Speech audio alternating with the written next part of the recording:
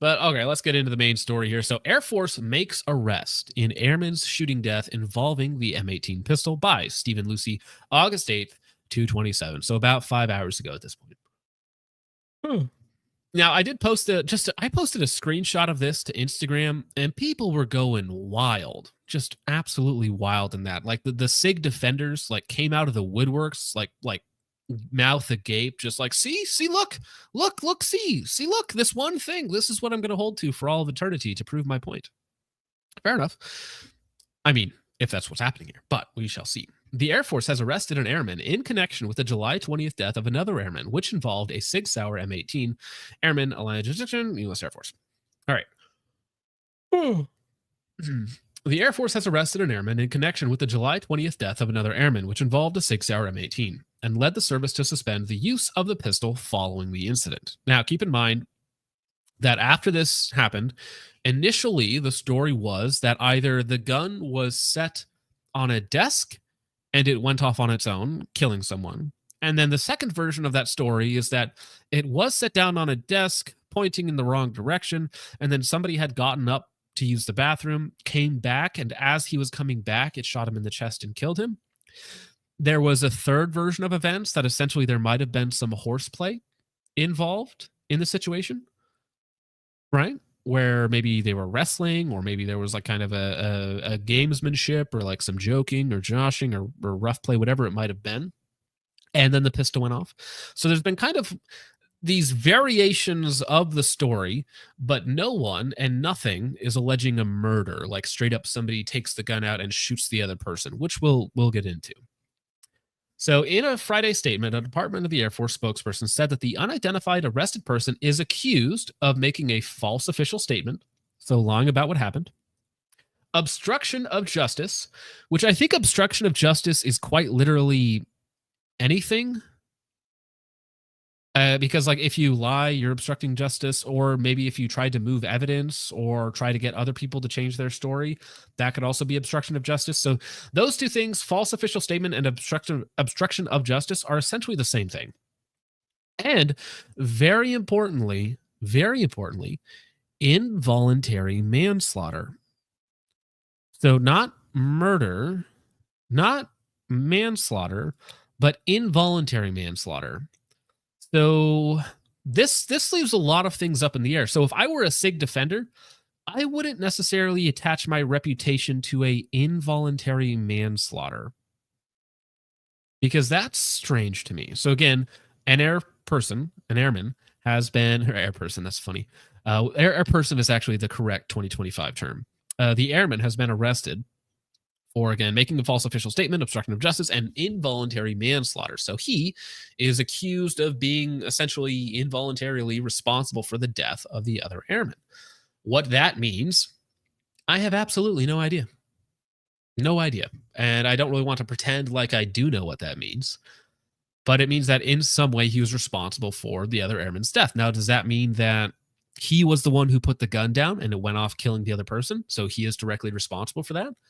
Does it mean that there was some horseplay involved and the gun accidentally went off and killed the other person, and he's, again, still responsible for that, but not murder, right? Because he didn't go out of his way to intentionally do it. So it's involuntary manslaughter. Not really sure. A lot of speculation can be thrown onto that statement. So again, if you are a SIG defender, you can attach your entire reputation to that statement, but I wouldn't necessarily want to do so. And I also want to be clear.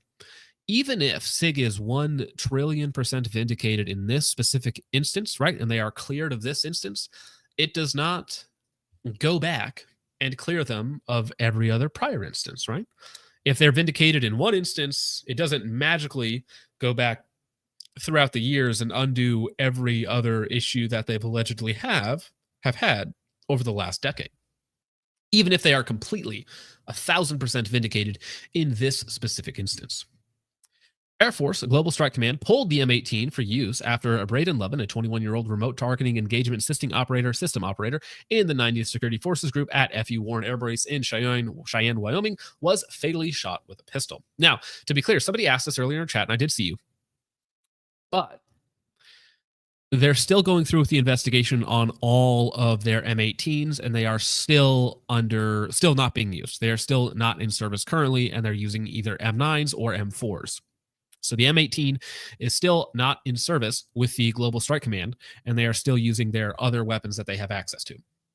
And there are thousands of them, which are all going in for individual inspections, which that right there was the impetus for a lot of people to jump on it on, let's say, my side. I'll take that side of the argument, the anti-SIG side, to say that, well, look, it was the gun's fault, right? Because why would they do these investigations without some reason to believe that the SIG caused the airman's death, right? If somebody did just straight up murder somebody, if I pull out my gun and shoot you in the chest, right?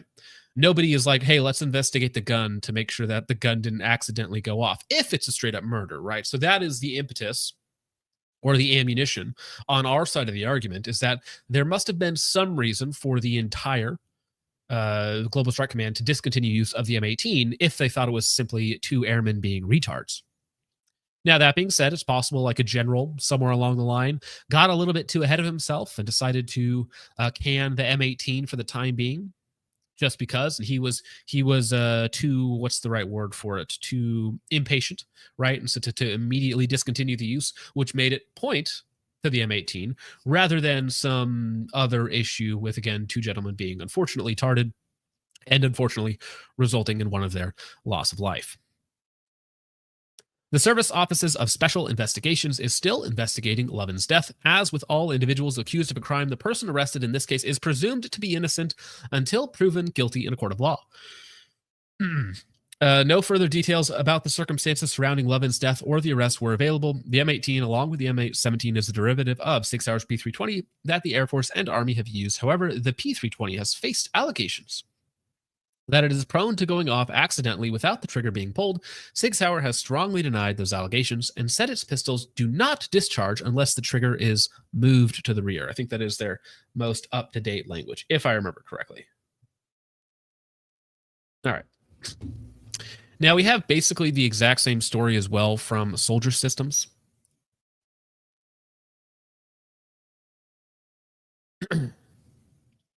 But essentially, the one point on here that I do want to talk about is that, so they do have to, Air Force Global Strike Command has stated that they have not completed inspections of their M18 fleet yet. We are not particularly surprised, considering it took the command 22 months to release a report of the Humvee rollover in 2023, which resulted in a fatality. They seem to lack a sense of urgency. We hope that doesn't extend to the use of their portions of the nuclear triad in the event they are ever called upon, which is quite funny. So, 22 months to release a report on the Humvee rollover in 23. How long is it going to take the Air Force to go through and inspect thousands of M18s and compile a comprehensive report? It could be a year before we have a report on the actual M18 itself, or even longer, possibly, right? Theoretically, it could be insanely long. But we don't know at this point. Now, hopefully, there'll at least be some official story from the Air Force on the Airman incident itself. So if it comes out in the next couple weeks that, well, actually, they were joking around and one of them pointed the gun at the other, not thinking it would go off, and then there was some sort of horseplay involved or whatever it might be, right? So an unintentional murder, involuntary manslaughter, whatever it might be. But we just don't know yet. So while this is definitely not it doesn't seem as catastrophic to SIG as it did before, it still very well could be if the gun was not removed from its holster or the gun was found to be faulty in some way. Right? Like, let's say, like, this is just a pure hypothetical circumstance, but let's just say that the guy had the safety on, right, and was pointing it at somebody else, pulled the trigger and it went off, right? The safety was ineffective or whatever it might be, right? So it's very possible that there's a combination of things here. Now, I'm not saying anything one way or the other on it. It's a tragic loss of life either way, whether it's the pistol's fault or whether it's human incompetence. But yeah, at this point, we just don't know.